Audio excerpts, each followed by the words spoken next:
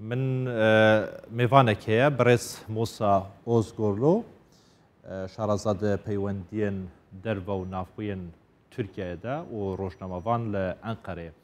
دیگەلمەیە بەڕێز لە ئەستانبولێ بوورە دیگەلمەیە بەڕێز مۆسا ئێوار باش تو بخێراتیش بۆ کوردستان 24 دەستپێکی ئەم بەریا بێن بەحسا ئۆپراسیۆنان بکەین بەحسا هەڵبژارتنên تورکیایە بکەین li gorî pêşbîniyên te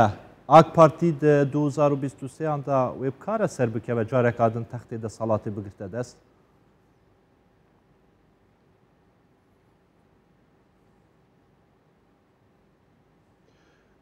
Burada tabii kamuoyu li vê derê divê em rapirsiyan binêrin li gor helbet hene kompaniyên rapirsiyê hene ku hinek nêzîkî desthilat hinek nêzîkî opozisyonê ne hinek jî bê alî ne dema em li wan dinêrin niha dibêjin aliyên dijbera opozisyon pêştir e lê bi ne bi rêjeyekî zêde pir kêm e hêjî şeş mehan zêdetir bo hilbijartinê maye eger di demekî asayî de were encamdan eva li welatekî wek Tirkiye demekî dirêj e ji ber vê meriv nikare ji niha va bêje gelo desthilat serkeve yan ne lê li gor niha dijbere kêmek li pêş e lê li aliyê din desthilat jî dixwaze destkeftiyên xwe zêdetir bike hin amarên bîyo hawayî jî hene ji ber vê demê de wek hevin nêzîkî li dawî helbijartinên Tirkiye li 2019 helbijartinên şarederiyan yanî AK Partiye gelek dengên xwe ji dest dan sê mezintirîn bajêrên Tirkiyeyê ji dest dan li 2019 heya 2023 yani bijin AK Parti tiştekî wiha kiriye ku bikaribe dengderên xwe aj biketin dengên xwe vegerînîtin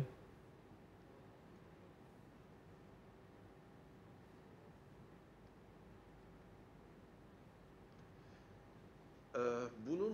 aslında şöyle ayırmak lazım. Divê em buha lê binêrin dengên hestiyên AKP hene yani çi bejî dêwan denga werbigire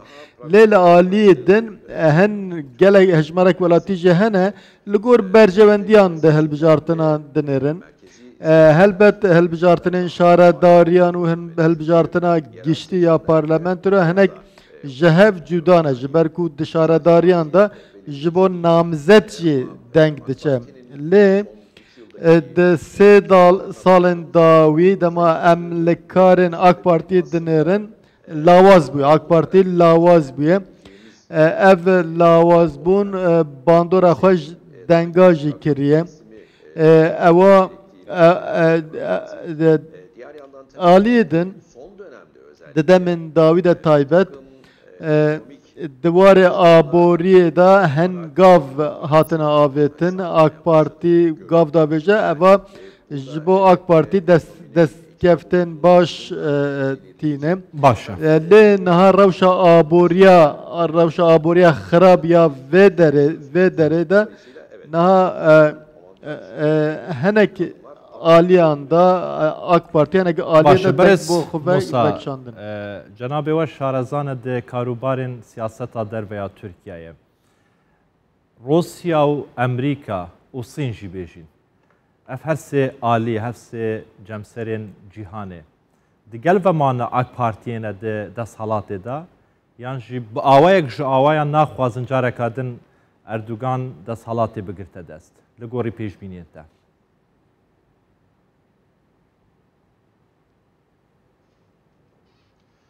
Amerika Birleşik Devletleri evet Amerika bi Erdoğan ra pirsgirêkên xwe hene eger em hinek bikin taybet jî pirsgirêkên Biden taybet bi Erdoğan re hene lê divê em bizanibin Amerika dewletekî sîstemê ye ne tenê koşka spî ye wezareta derve heye پنتاگون هەیە هەروەها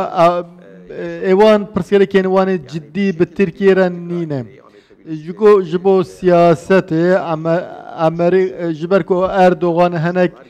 nêzîkî Rusya bûye yan jî ji bo sîstemên S-400 hinek dilgiraniyên Amerîka heye lê evan nayê wateye ku Amerîka dest ji Erdogan berdaye lê di dawiyê de dikarin li hev werin li alî din dema em Çînê binirin Çin ji bo bercewendiyên xwe lê dinire be Erdogan ra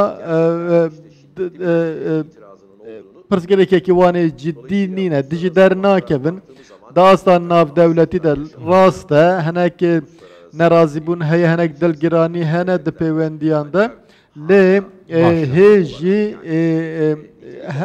duwarê yek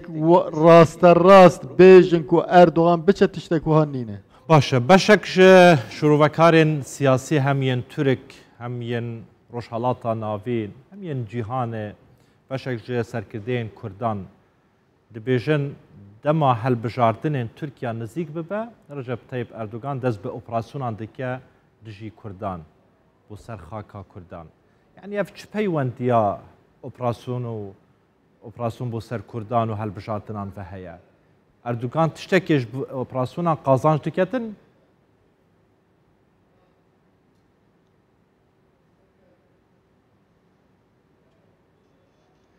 Daha önceki zamanlarda demin berê rast e ji operasyonan qazanç bi dest xistin lê niha em nikarin misoger bikin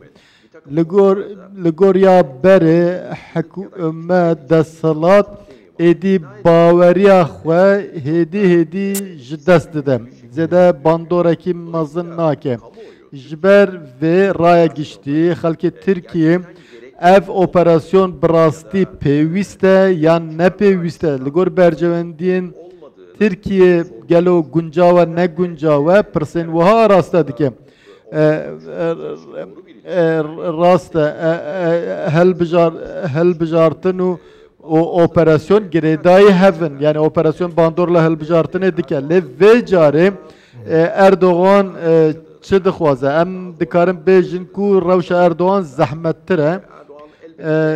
helbet dê bixwaze pêngavekî bavêje herwa dixwaze rola xwe girîng nîşan bide le wek min got raya giştî xelkê Tirkiye wek operasyon berê van operasyonên dawî nabîne ji bo desthilatê nabe destkeftiyekî mezin avantajekî mezin lê eger hember Tirkiye êrişek hebe teqîn hebe operasyon hebe dibe ku rewş were guhertin Birêz Musa Ozgurlu bi sporê peywendiyên siyasî yên navxwe û derve û rojnamavan li Stenbolê gelma wî gelekî spas